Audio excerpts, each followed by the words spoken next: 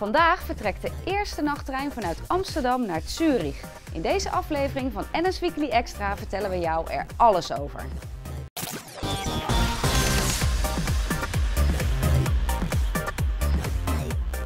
Hoi, je kijkt naar NS Weekly Extra. Een extra aflevering helemaal in het teken van een nieuwe nachttrein, de Nightjet naar Zurich. Die rijdt NS samen met de Zwitserse collega's van SBB. Hier zie je hem. In deze aflevering exclusief aandacht voor deze nieuwe bestemming. En antwoord op de vraag welke andere Europese steden hierdoor ook in beeld komen als interessante treinbestemming. Maar voor we dat doen, even terug naar het begin. Want waarom kiest NS voor nog een nachttrein naar de Alpen? En dat in deze coronatijd. NS Weekly vroeg het aan Heike Luijten van NS International. Het is misschien ook een beetje een gekke tijd nu om deze nieuwe treindienst aan te bieden. En tegelijkertijd, we willen er zijn voor reizigers die ondanks corona toch op dit moment naar Zwitserland willen reizen met de trein. En we willen er zeker ook klaar voor zijn wanneer straks de coronamaatregelen achter ons liggen. Dat we een mooi aanbod hebben voor reizigers richting Zwitserland. Ja, de ervaringen met de Nightjet Wenen zijn tot op heden heel erg goed. We zien dat reizigers echt bereid zijn de trein te nemen om naar Oostenrijk te reizen als duurzaam alternatief voor de auto en het vliegtuig. Dus we zijn ontzettend blij dat we deze verbinding sinds mei ook aanbieden. Nou, hoog tijd om de Nightjet eens van dichterbij te bekijken. Want hoe ziet een reis in zo'n nachttrein er eigenlijk uit? Dit staat reizigers te wachten.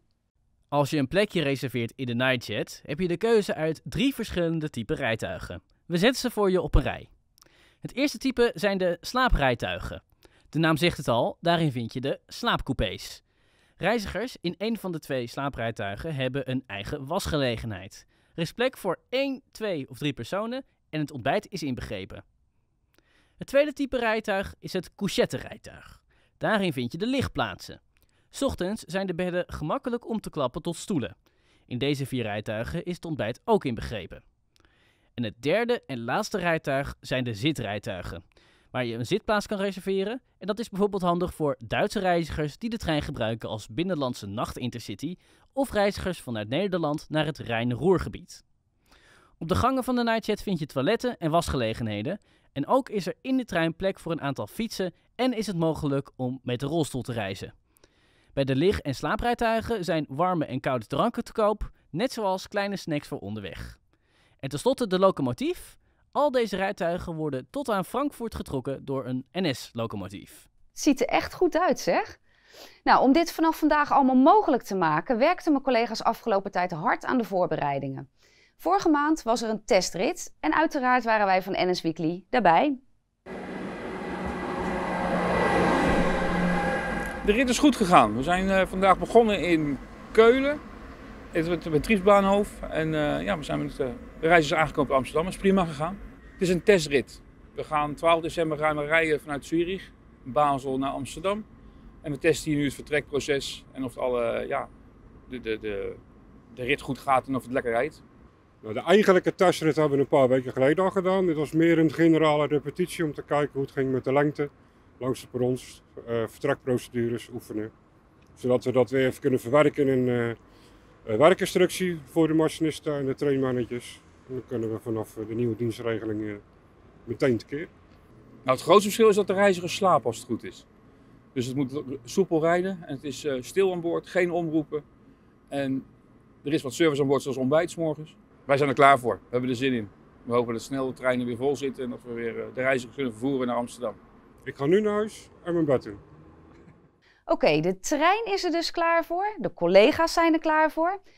Het is tijd om ons klaar te maken voor vertrek. Een mooi moment om een blik te werpen op de kaart. Want hoe ziet de route naar Zurich er eigenlijk uit? Om 8:30 in de avond. Op dat tijdstip vertrekt vanaf nu iedere dag vanaf Amsterdam Centraal de Nightjet. In 11,5 uur brengt hij reizigers via 16 steden naar Zurich, de grootste stad van Zwitserland.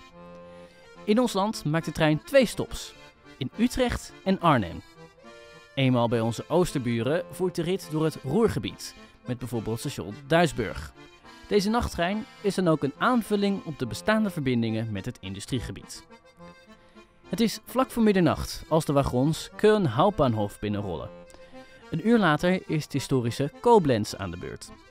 Na Frankfurt staan nog 5 Duitse steden op de route. Al zullen de slapende reizigers dat niet merken.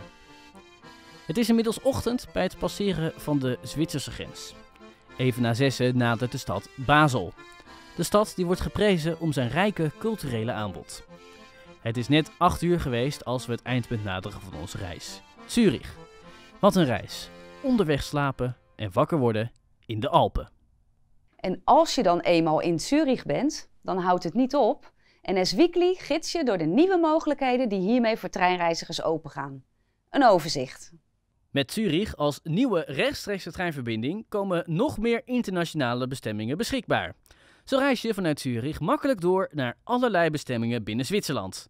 Ideaal voor zowel zakelijke als toeristische reizigers aan het Alpenland. En daar blijft het niet bij. Na aankomst is bijvoorbeeld modestad Milaan binnen handbereik. Vanaf Zurich rijden 25 treinen per dag naar Italië. De reistijd naar Milaan vanaf Zurich is ruim 3 uur. Kun je niet wachten? Tickets zijn te boeken via nsinternational.nl. Dat kan 6 maanden van tevoren. De tickets zijn beschikbaar vanaf €38 voor een zitplaats, €50 voor een lichtplaats en de slaapplaatsen zijn te boeken vanaf €90. Dit is toch heerlijk? Een nieuwe nachttrein brengt niet alleen Zurich, maar een groot deel van Europa dichterbij. Vanaf nu dus dagelijks te bereiken.